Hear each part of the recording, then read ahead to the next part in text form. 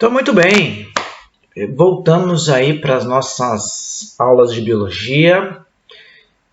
Vamos retomar aí o nosso conteúdo de genética. Bom, na última videoaula nós demos uma analisada nos trabalhos, nos pensamentos de Gregor Mendel, né? E estudamos aí, discutimos a respeito dos seus experimentos com as ervilhas, da espécie Pisum sativum, né? E vimos que ele, durante muitos anos, fez cruzamentos, né? Entre diferentes variedades da mesma espécie, ok, pessoal? Era a mesma espécie, só que com variedades, né, diferentes. Uma dava ervilha verde, outra dava ervilha amarela, a outra tinha flor rosa, a outra tinha flor branca. Uma planta era mais alta, outra planta era mais baixa. Eram variedades da mesma espécie, assim como o ser humano também tem, né, diferentes variedades, na verdade. A planta da ervilha também tem. E explorando então essas variedades, ele fez cruzamentos, né? E chegando aí na sua primeira lei de Mendel, descobrindo então padrões, né, de descendência, padrões de descendência. Vamos dar uma olhada, vamos dar uma revisada, né? Usando aí o quadro de Punnett, que foi uma ferramenta utilizada, criada no começo do século XX para explicar os experimentos de Mendel. O que aconteceu na geração parental, na geração F1 e na geração F2. Vamos dar uma olhada. Olha aí o quadro de Punnett. Então, muito bem, vamos dar uma olhada aqui no que o Mendel fez com as suas ervilhas, ok? Então, vamos lá, as ervilhas de Mendel.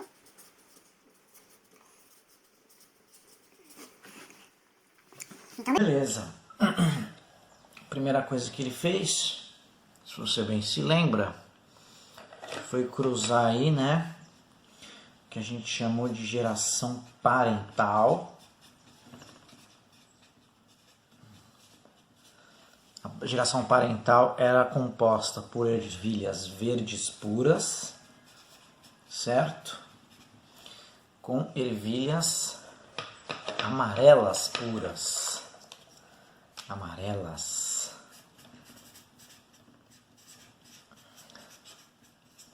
Correto? E aí, vou fazer aqui então a simulação, né?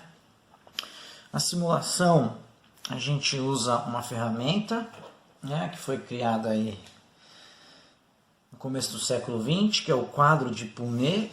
O quadro de Punnett, a gente monta ele como se fosse um jogo da velha, ok? E a gente vai colocar então o par de fatores que determinava a característica, certo? No quadro de Punnett. Então, o verde, a ervilha de semente verde, segundo Mendel estimava, ela era formada por um par de fatores azinho a azinho. Então a gente coloca o par de fatores da ervilha verde em cima, por exemplo, tanto faz, né? Podia ser do lado. E aqui a gente não coloca nada, certo? E aqui na lateral a gente coloca o par de fatores da ervilha amarela. E o que nós vamos ter? Sempre os fatores são lançados na reta, ok? Então assim, ó, esses 4 espaços aqui, ó, esse, representam a quantidade proporcional de descendentes, ou a estimativa de como seriam os descendentes. Então, como é que ficou naquele cruzamento do Mendel que a gente viu na aula passada, ó? A ervilha amarela, azão, os fatores se separam na hora da reprodução, certo? Na hora de formação dos gametas. Então, esse azão vem para esse e esse azão vem para esse quadro. Esse azão vem para esse quadro e esse azão vem para esse quadro. Sempre na reta, nunca na diagonal, certo? E, por sua vez, o azinho da ervilha verde vem na reta aqui, ó, descendo, descendo, descendo. Então, no final das contas, o que o quadro está simbolizando, né? Que esse aqui é o quadro que representa os quatro quadros que representam os descendentes. Aqui no caso, o que aconteceu? 100% dos descendentes são como? O par de fatores é azão, azinho, certo? Como o azão é uma característica dominante, 100% das ervilhas nascidas são amarelas, ok? O verde não apareceu em nenhum dos descendentes. Por quê? Porque o fator verde é um fator recessivo. Agora, o que aconteceu quando o Mendel cruzou essas ervilhas híbridas, que eram azão, azinho, com as ervilhas também azão, azinho, né? É a tal primeira geração, né? A geração F1. Então, todas aquelas ervilhas do cruzamento anterior que nasceram amarelas, azão, azinho, são a geração F1. Então, o Mendel cruzou essa primeira geração entre si para ver o que aconteceria, né? Então, nós temos que montar novamente aí o quadro de Punnett, o jogo da velha, certo? O que você faz? Você divide os fatores de um dos pais, em cima ou do lado, dá na mesma, aqui ó, azão, azinho, e o fator do outro pai, azão, azinho, e aí nos 4 espaços você vai ter então o lançamento dos gametas, né? Então este pai aqui, ó, azão, azinho, vai jogar o azão aqui na reta, ó, azão para cá, e ele joga metade, né? Significa que metade dos gametas dele vão ter azão, metade dos gametas dele vão ter azinho.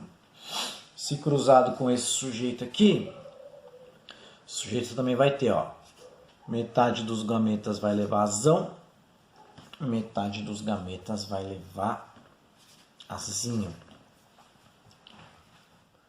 E aqui que nós vamos ter então, aqui entre os descendentes, né? Entre os descendentes, o que nós vamos ter? Nós vamos ter uma parte dos descendentes vão ser azão, azão, amarelos. Quantos desses descendentes vão ser azão, azão? 1/4. Certo? 1/4 desses descendentes, também conhecido como 25%, né? Vão ser azão, azão. Azão, azão, você lembra lá? O azão é o dominante. O azão dá característica cor amarela. 1/4 também vai ser isso aqui, ó. Azinho, azinho. O azinho, azinho também é 1/4. Também 25%. E essas ervilhas vão ser verdes. E 2/4, ó, vão ser azão, azinho. azão azinho. O azão azinho é 2/4, também conhecido aí como 50%, vão ser azão azinho, ou seja, amarelas, ervilhas nascidas amarelas. Então, a cada 4 nascimentos, 3 serão amarelos, 1 será verde, nesta geração que é a geração F2, né? São os netos daquele primeiro cruzamento lá. Então, isso aqui significa duas coisas, né? Que os descendentes nascidos vão obedecer essa proporção aí, né? Então, a cada 4 ervilhas nascidas, provavelmente, né, 3 serão amarelas, 1 será verde. A cada 100 ervilhas nascidas, 75 serão amarelas, 25 serão verdes. E se você estiver fazendo uma estimativa, uma previsão, a gente vai usar então a questão da probabilidade, né? Então, neste cruzamento desse tipo de ervilha, provavelmente 1/4 será verde, 3/4 será amarela. Então, em genética a gente usa muito a ideia de chance, né? Você tem 1/4 de chance de nascer uma ervilha verde e 3/4 de chance de nascer uma ervilha amarela. Então, muito bem. Então, como nós vimos na última aula, o Mendel ficou esquecido lá durante 3 décadas, aí foi redescoberto no começo do século XX, nos anos 1900. Diversos pesquisadores diferentes acabaram tendo acesso ao trabalho do Mendel e o trabalho do Mendel recebeu então o destaque que merecia, né? Principalmente por quê? Porque os padrões que o Mendel foi encontrando na ervilha, diversos pesquisadores foram encontrando aí em outras características de outros seres vivos, né? Então, 3 das primeiras características humanas aí, onde foram encontrados os padrões mendelianos, tá ok? Então, um deles foi o albinismo, outro deles foi uma doença grave que afeta o cérebro, chamada de fenilcetonúria, e outra condição foi o daltonismo, né, que é a troca de cores que algumas pessoas apresentam, de não distinguir o vermelho do verde. Então vamos falar um pouquinho aí do albinismo, né? O albinismo é a ausência de produção da proteína melanina na pele e nos olhos também, no cabelo também. Então a pessoa tem uma pele extremamente clara, né? O que é inclusive perigoso do ponto de vista da radiação ultravioleta, na verdade, fica mais exposto aí a queimaduras do sol, riscos de câncer e tal. E o albinismo é uma herança mendeliana muito semelhante à herança mendeliana das ervilhas. Dá uma olhada aí como é que ela acontece. Então vamos dar uma olhada na transmissão aí, nas características da genética do albinismo, né? O albinismo, ele é uma característica condicionada por um fator gene recessivo, ok? Então, o azinho determina que a pele do indivíduo não terá o pigmento melanina, então ele vai apresentar aí a condição albina. Por sua vez, se a pessoa receber o alelo, o gene, o fator dominante, ela vai apresentar aí a produção da melanina e ela não será albina. certo? Então, como o albinismo é uma característica recessiva, o indivíduo só vai apresentar albinismo se ele tiver esse par aqui, ó, certo? Azinho, azinho, ele vai ser albino. Se ele possuir o azão independente do segundo par, ele não será albino, ok? Não albino. Isso faz com que ocorra a seguinte situação, olha só. Dois pais albinos, vamos fazer aqui o quadro de Punnett, ó. Vamos fazer o quadro de Punnett aqui, ó. Tá?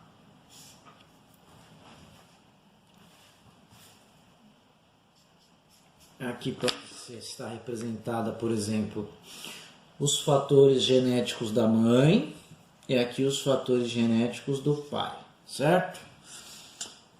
O pai é azinho, azinho, a mãe é azinho, azinho. Como é que serão os filhos?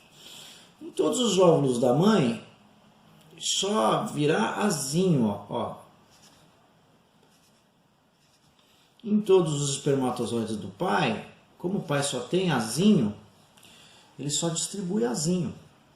Ou seja, 100% dos filhos são albinos, tá?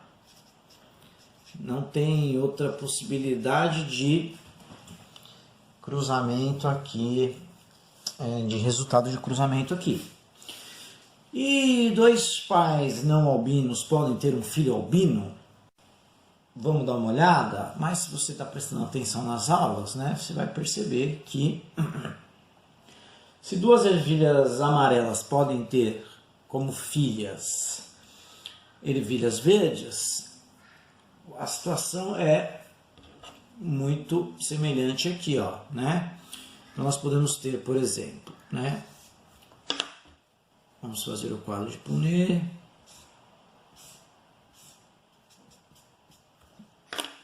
Um pai não albino aqui. Uma mãe não albina aqui, certo? Então eles são azão, azinho, pai azão, azinho, mãe azão, azinho, eles são o que a gente chama de heterozigotos, vimos lá passado, olha só. Então vamos dizer que aqui é o pai, tá? Metade dos gametas do pai, ou seja, metade dos espermatozoides do pai vai rolar meiose, os cromossomos vão se dividir, os genes vão se separar. Então metade dos espermatozoides do pai vai carregar azão. Aqui, ó, plip, plip, plip, plip. Metade dos espermatozoides do pai vai levar azinho. Esse azinho aqui, ó. Isso que significa o quadro de Punnett. Metade dos óvulos da mãe vai levar azão. Metade dos óvulos da mãe vai levar azinho. Então, a cada 4 filhos que esse casal tiver, provavelmente um deles será albino. Esse aqui, ó. 1/4 será albino e 3/4 serão não albinos. Ok?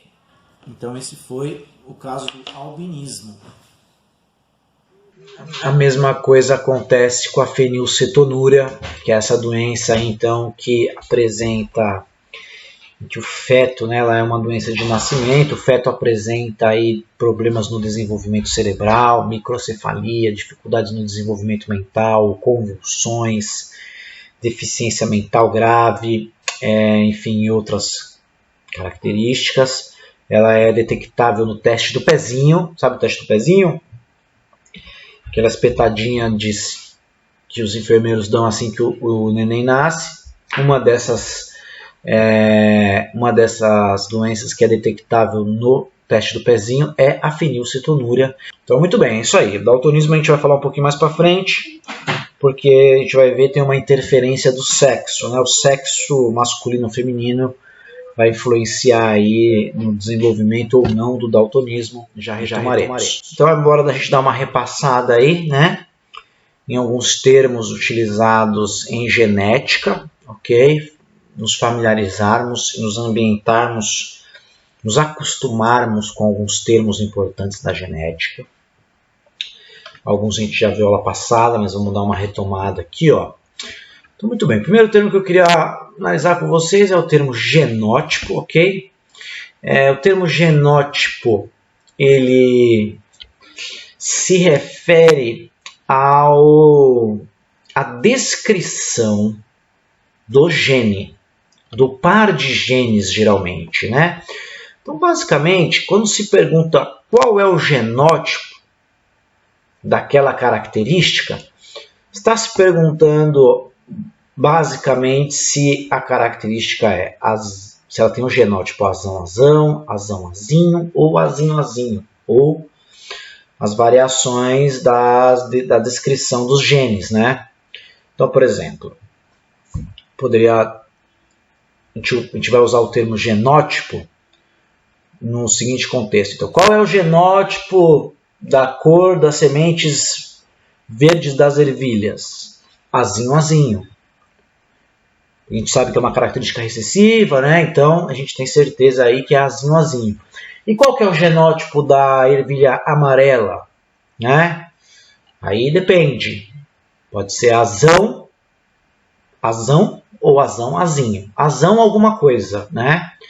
A gente não sabe, como o amarelo é dominante, a gente não sabe se ele está acompanhado aí de outro azão ou de um azinho, né? Tudo depende. Às vezes, fazendo a análise aí dos pais, dos filhos, né, você consegue descobrir. Mas, a princípio, você não tem como saber. Então, você vai dizer que o genótipo é azão qualquer coisa. Então, é isso. Genótipo se refere ao par, a descrição do símbolo, do par de genes alelos daquela característica específica, ok? Qual que é o genótipo de um albino? Azinho-azinho, né? De um não albino, azão qualquer coisa. Genótipo se refere a isso. Já o fenótipo, não. O fenótipo se refere a qual característica está expressa, qual característica se manifesta diante daquele genótipo.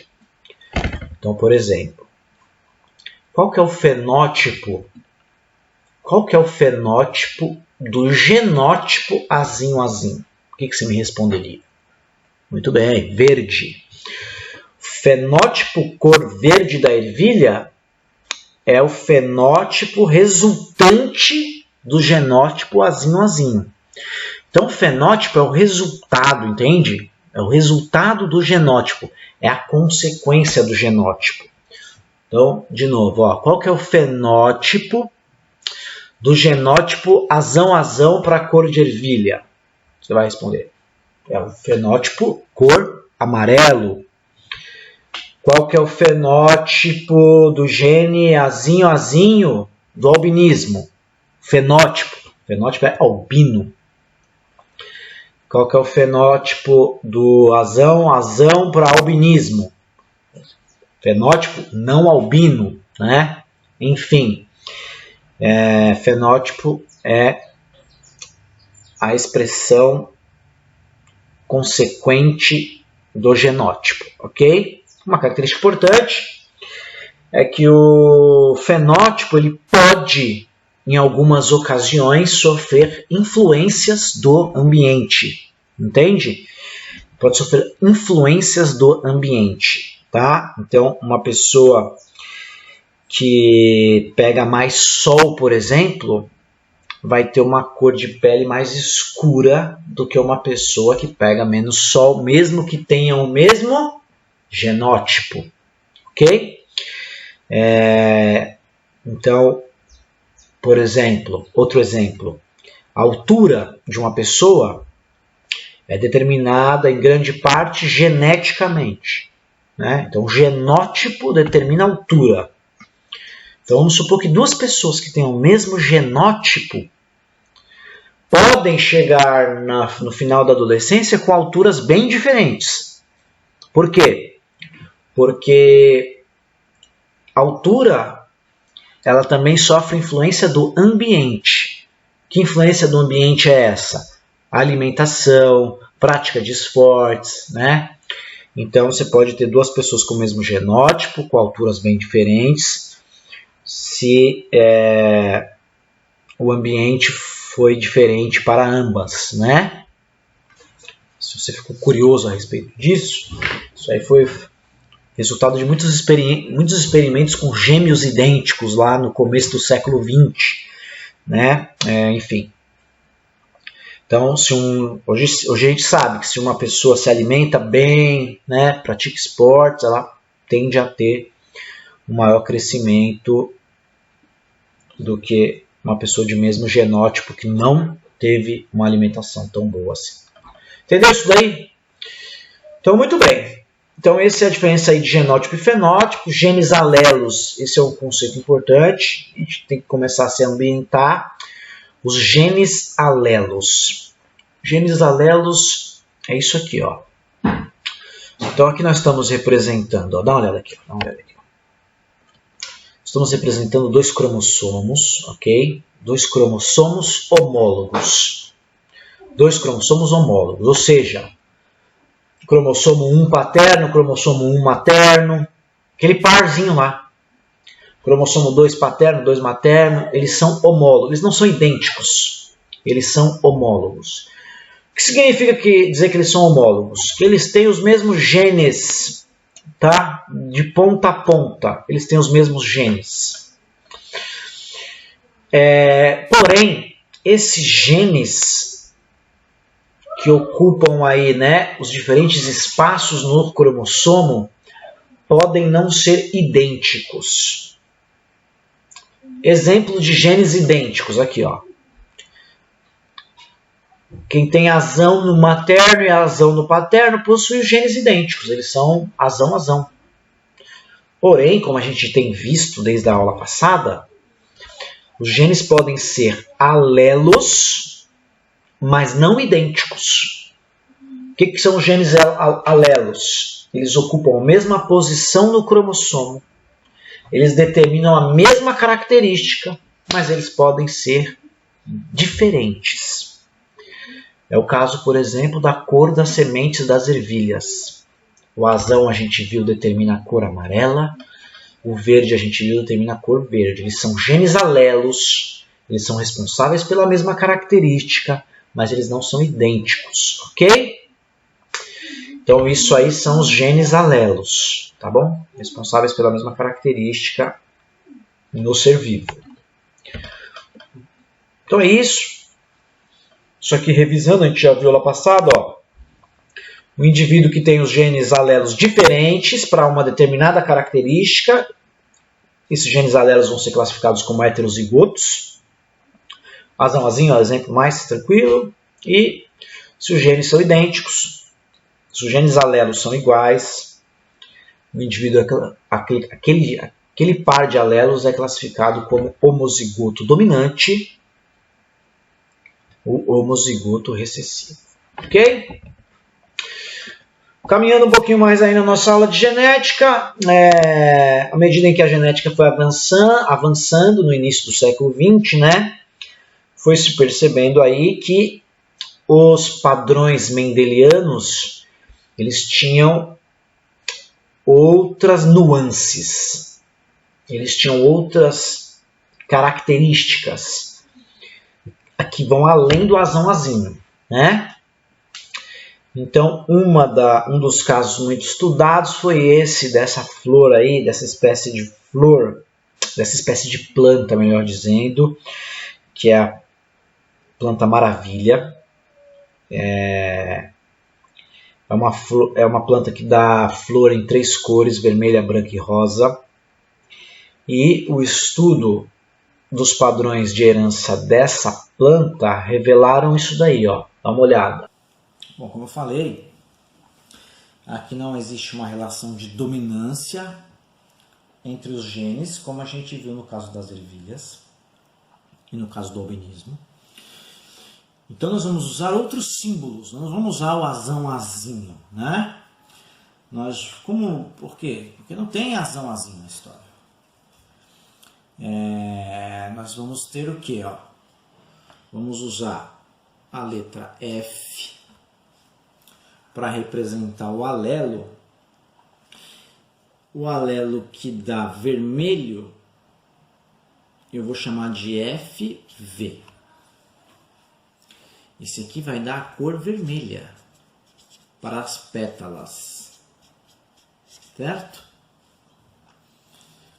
E vou usar o fator, a letra F também, e vou usar um Bzinho aqui, ó, para representar o alelo que condiciona a cor da pétala branca. Por que isso? Simples. Porque quando a gente tem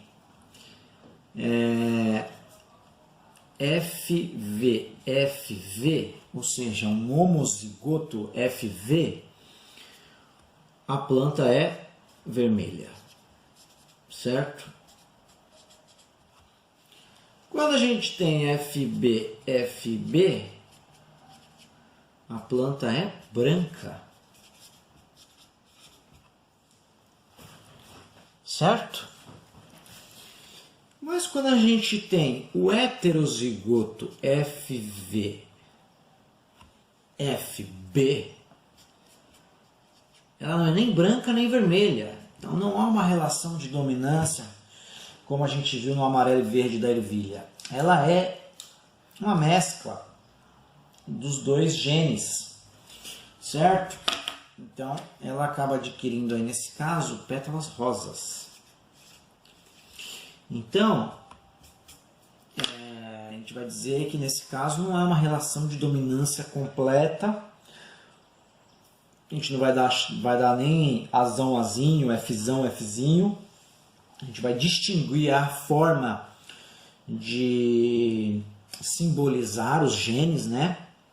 E aí, no caso, a gente vai chamar esse tipo de padrão de dominância incompleta, ok? Então, maravilha, esse foi o caso aí da dominância incompleta nas flores maravilha. Então, você viu que há um mundo além do azão azinho, certo? Que começa a aparecer aí para nós. Mesma coisa acontece com a codominância, né? Na pelagem de bovinos. Você tem aí um gene alelo que determina branco, um gene alelo que determina marrom. Quando misturados não há dominância, há os dois aparecendo junto ao mesmo tempo, que é o caso aí de codominância, tá? Então, por exemplo, poderia usar aí, vamos usar a mesma letra, então pode ser B de bovino, né? Bzão B para branco, Bzão B para marrom, e o filho misturado é o Bzão B, Bzão M, tá? Não tem dominância aí. Ok? Por último, o último tema da nossa aula de hoje é uma outra nuance, um outro aspecto da genética mendeliana que foi sendo descoberto também à medida em que os anos avançavam, é que havia algumas características que não eram determinadas por apenas dois genes alelos. Como assim, do que está falando? Até agora, nós só vimos características com dois genes alelos. Azão azinho, no caso da flor, né? Fzão V, Fzão B. No caso do albinismo, azão azinho. Então, a hora de você saber é que existem alguns genes que possuem mais de duas versões. São os casos que a gente chama de polialelia. Um caso muito famoso que a gente vai ver com detalhes é o caso do sistema sanguíneo humano, ABO. Então, você sabe, né? O sangue pode ser classificado, nosso sangue humano pode ser classificado como sangue tipo A, tipo B, tipo AB e tipo O. E se o nosso sangue é AB, ABO, é determinado geneticamente. Só que os genes que determinam o nosso sangue não existem apenas dois tipos, existem três. Dá uma olhada aí. No caso do tipo sanguíneo, existem 3 alelos diferentes, né? E que possuem relações diferentes entre eles. Então, nós vamos dizer que um dos alelos ele vai receber a sigla aí de isão A, um tipo de fator, ou seja, um alelo. Nós temos um outro gene que determina o sangue, mas com que a gente vai denominar de isão B. E nós temos um terceiro alelo. Por isso que nós vamos dizer que isso aqui é um caso de polialelia, porque tem mais de 2 alelos, que é o izinho. E a relação de dominância entre eles é essa aqui, ó. Sempre que tiver isão A e isão B juntos, você não tem uma relação de dominância. Então eles vão ter uma relação de codominância, já vou explicar como é que vai funcionar. E ambos são dominantes sobre izinho. Ou seja, é muito simples isso aqui, ó. Sempre que aparecer isão A, isão B, o tipo sanguíneo do sujeito vai ser qual? Vai ser o tipo sanguíneo AB. Entendeu? Mas se aparecer o isão A com o izinho, isão A é dominante sobre izinho. Então esse sujeito vai ser sangue tipo A. Mesma coisa acontece com o isão B quando ele aparece com izinho. O sujeito vai ter o sangue tipo B. E o sujeito só vai ter o sangue O quando ele tiver izinho. Aí ele vai ser o sangue tipo O. Certo? Lembrando, né, que se aparecer isão A, ele é A. Se aparecer isão B, ele é B. Então, vamos fazer uma simulação aqui no cantinho, ó. Um pai A. Um pai de sangue tipo A. E uma mãe de sangue tipo B. Podem ter um filho tipo O? Vamos dar uma olhada? Quadro de Punnett, certo?